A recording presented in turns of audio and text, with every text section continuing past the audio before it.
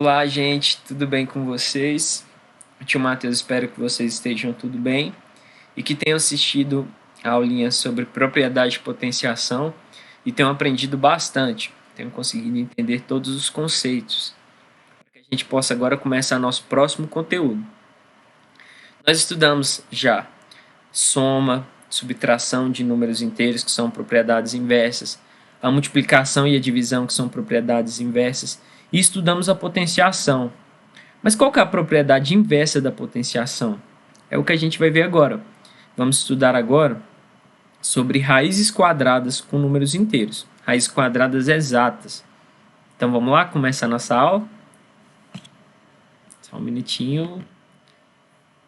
Então aqui está. A gente vai trabalhar hoje sobre, nossa aula vai ser sobre raiz quadrada exata, certo? Então vamos lá.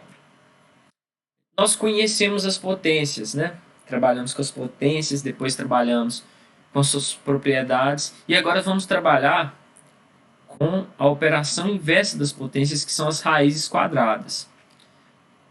Para isso, vamos começar pensando numa situação. Bia é uma decoradora que quer decorar seu quarto, que ele tem 16 metros quadrados de área e é quadrado. Quer dizer, o que é um quarto quadrado? Os dois lados dele são iguais. Mas qual a medida desses lados? Qual propriedade matemática que a gente pode usar para obter essas medidas? Certo? A gente sabe a área e sabe como calcular a área de um quadrado, que é um lado vezes o outro. Então o que a gente precisa descobrir? Um número que vezes ele mesmo dá 16. Então vamos ver. O lado desse quarto vai ter 4 metros. Por quê, gente? Porque 4 metros vezes 4 metros dá 16 metros quadrados. A gente descobriu por analogia, mas qual a propriedade matemática, qual a operação que vai nos ajudar a determinar esses valores? Aí que entra as raízes quadradas. Ó.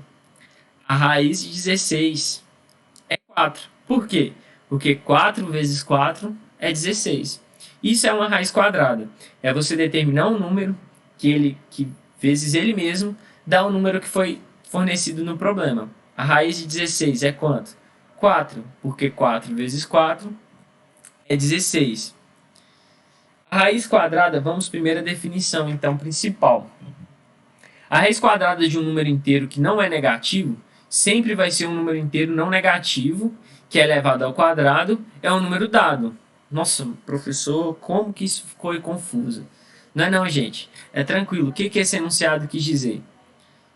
Para resolver uma raiz quadrada, a gente tem que determinar um número que é elevado ao quadrado retorna ao número que foi fornecido pelo problema. Ou seja, a raiz de 49 é 7. Por quê? Porque 7 elevado ao quadrado, ou seja, 7 vezes 7 é igual a 49. Então, consiste em determinar um número que, quando multiplicado por ele mesmo, retorna ao valor que está dentro da raiz. Por isso que é o da potência. 7 ao quadrado é 49. E a raiz quadrada de 49 é 7. Certo? Mas agora vamos pensar numa situação, gente. Qual é a raiz quadrada do número inteiro negativo? Quando a gente trabalhava com números naturais, era tudo positivo, não tinha problema. Mas e agora que a gente trabalha com os inteiros negativos? Qual vai ser a raiz quadrada de um número inteiro negativo? Então, gente, dentro do conjunto dos números inteiros, não existe a raiz quadrada de um número inteiro negativo. Por quê? Porque qualquer número que a gente elevar ao quadrado vai ficar positivo. Então, ó, se eu encontrasse um número, por exemplo, raiz quadrada de menos 49, não existe nenhum número que eu eleve ao quadrado dentro dos números do conjunto dos números inteiros, nenhum número que eu eleve ao quadrado que dê um número negativo, porque a gente já viu que todo número elevado pela propriedade lá das potências, que todo número elevado a um número par fica positivo. Então, se tiver dentro da raiz, a raiz de um número negativo, o que a gente vai responder? Que não existe dentro do conjunto dos números inteiros raízes para números negativos. Tá bom? Números inteiros negativos. Vamos agora fazer alguns exemplos aqui para a gente fixar o conteúdo. Raiz quadrada de 16, raiz quadrada de 49, raiz quadrada de 81, raiz quadrada de 64, raiz quadrada de 625, raiz quadrada de 121 e raiz quadrada de 36. Como a gente resolve, gente? É muito importante, principalmente essas menores, que a gente tenha fixado, tenha memorizado a tabuada. Porque aí de cara vocês vão conseguir pensar num número que ele vezes ele mesmo vai dar os valores que estão dentro das raízes. Então, relembrar a tabuada é muito importante para estudar raízes quadradas, certo? Então vamos primeiro. Raiz quadrada 16. Esse a gente já viu que é 4. Por quê? Porque 4 vezes 4 é 16. Então a gente tem que determinar um número que multiplicado por ele mesmo vai retornar nesse número que está na raiz. Esse a gente já tinha visto que eram as mesmas medidas do quarto, né, gente? Então estava tranquilo. E a raiz quadrada de 49, 7. A gente também já tinha visto isso no exemplo, né?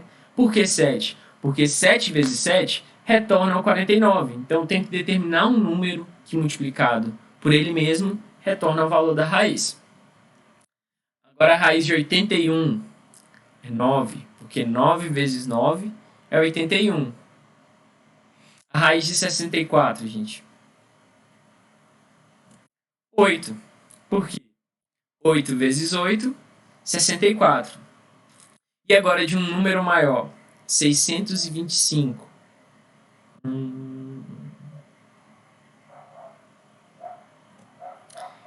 25, gente. Por quê? Porque 25 vezes 25 dá 625. Como que a gente vai determinar quando forem números maiores, fora da tabela periódica? Primeira coisa, a gente delimita um intervalo. Por exemplo, com números mais fáceis. 20 vezes 20, eu sei que é 400. E 30 vezes 30, eu sei que é 900. Então vai ser um número entre 20 e 30. A gente pode fazendo tentativas dentro desse intervalo para conseguir determinar. Raiz de 121 é 11, porque 11 vezes 11 é 121. E a raiz de 36? 6, porque 6 vezes 6 é 36.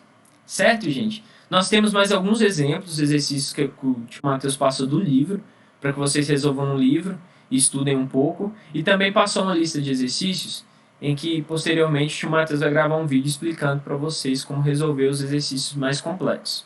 Tá bom? Então era isso que a gente tem para essa aula. O que é importante vocês lembrarem? Que a raiz quadrada, como que a gente resolve? O que consiste? É a operação inversa da potenciação e consiste em determinar um número que, quando multiplicado por ele mesmo, retorna ao número que está dentro da raiz. E uma outra coisa muito importante que vocês precisam lembrar, que não existe raiz dentro do conjunto dos números inteiros, não existe raiz para número negativo. Tá certo? Então é isso. Assistam a aula num lugar tranquilo, com muita atenção, e até a próxima aula. Até mais. Tchau.